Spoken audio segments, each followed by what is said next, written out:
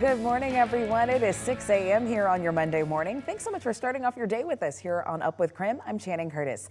Let's get right to the forecast with meteorologist Thomas Patrick. Because Thomas, it's a little chilly out this morning, but it'll warm up today, right? Yeah, it'll warm up nicely, Channing. A good Monday morning to you. Current temperature 52 degrees in Spokane. Big temperature inversion in place, meaning that the lower in elevation that you live, the even colder weather you're currently experiencing. So there are plenty of spots in the 40s as of this morning. So a chilly fall-like morning, but all that sunshine will warm us up just as much. So we get a pretty big range between the low and high temperatures when we get days like this, where it is just clear across the inland northwest. So there's your forecasted highs at 82 in Spokane. So that means we're going to warm things up by a factor of 30 degrees from right now into this afternoon. A very pleasant kick to the week. All right, if you're heading out on your morning commute right now, this is a live look at I-90 and Freya. At 6:01 on this Monday morning, no major traffic concerns to report. Of course, we know this is a big area for construction. You can see a lot of cones still left up, but no major traffic concerns to update you with this morning. Of course, we'll continue keeping an eye out on the traffic situation all morning long and let you know if anything changes. Well, today at 1 p.m., the Cheney Education Association will vote on a tentative agreement with the Cheney School District to potentially avoid a strike. In a joint statement that was sent out on Friday, the two said, quote, both teams have worked tirelessly to reach a tentative agreement that honors the needs of the parties involved. The teachers union and the district spent the last few months trying to come to an agreement for the next several school years. For much of that time, the two groups were not able to come to an agreement on increasing future salaries. Well, there is a new traffic alert for any drivers who are heading out this morning. Construction crews will be working on Market Street starting today. So this morning, our Brandon T. Jones is joining us live with the very latest. So Brandon, what should drivers know in order to be prepared?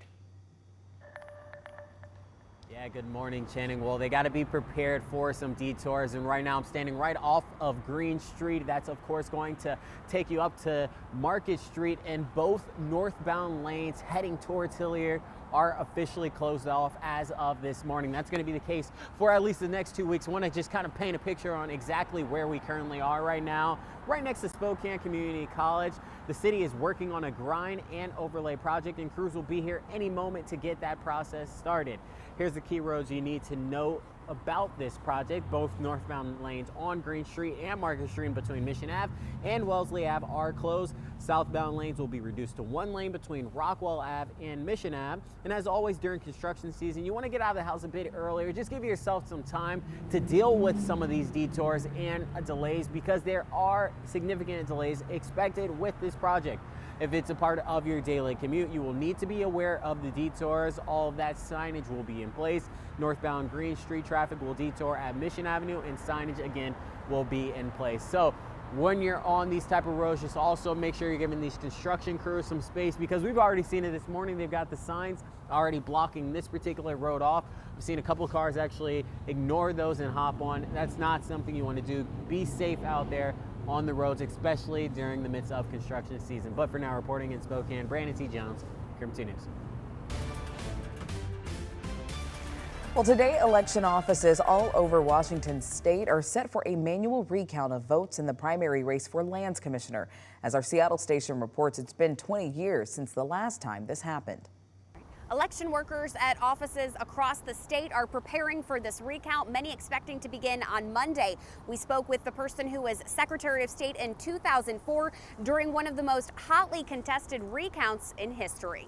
Few have the kind of passion for the process of elections, like Sam Reed does, inspired by his legislator grandfather. I remember at our Sunday dinners him talking about the importance of democracy and elections. Reed was Secretary of State in 2004. Fairly substantial, but it was within the realm of possibility that it could change. That's when the governor's race between Dino Rossi and Christine Gregoire sparked multiple recounts, protests, and courtroom drama. You know, just unbelievably close. That was a general election recount. In this case, it's a battle for the chance to get to the general election in November.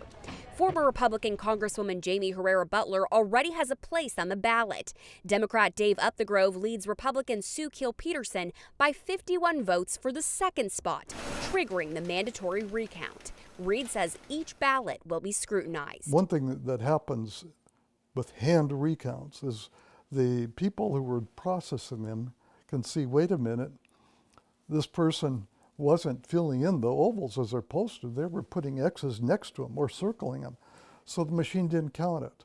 So if they did that consistently, the rule is that vote counts. So that adds to the total. From his experience with the heated events of 2004, he warns everyone to be patient as different counties complete the process. Sometimes you think, wait a minute, what's going on? There must be, somebody playing games or fraud. No, it just depends on whether it's a Republican county or a Democratic county that is counting. He says both cases are an example of why every vote really does matter, and he hopes that more people will get involved in their state and local elections. Reporting from Renton, Erica Zucco, King 5 News. Now, in less than 3 weeks, KREM 2 will take part in a debate between Washington gubernatorial candidates Bob Ferguson and Dave Reichert. This debate, hosted by our Seattle station King 5, takes place on September 10th. KREM will partner with King 5, the Seattle Times, and the paper El Sol de Yakima. KREM 2's Mark Hanrahan will be one of the media members asking the candidates questions. Of course, we'll be sure to keep you up to date on when and how to watch as we get closer to the big day. It is 6:07 as we take you outside to our outdoor weather center. Just 6 minutes past sunrise right now, and we do have all clear skies overhead, but a very chilly mornings, very fall-like conditions as it was from these past couple days over the weekend. Look at these current temperatures: 40 in Deer Park, 38 in St. Mary's, 43 Sandpoint, 46 in Coeur d'Alene. So obviously plenty of spots in the 40s for this morning. But that clear skies and the sunshine that we're going to get all day today warm us up very quickly overall. We're up to 82 by this afternoon. I'm looking at upper 70s for most of North Idaho as well. So a super pleasant day today, even despite the chillier fall-like morning here. And it won't stay very fall-like for very long if you're just peeking at the extended part of the forecast here. Yeah, that's 92 degrees on Saturday and 94 on Sunday. Your eyes do not deceive you there. So plenty of warmth to be had. But coming up, I'm going to go into details over this cold front, rain chances, and the windy weather that we have on the way tomorrow.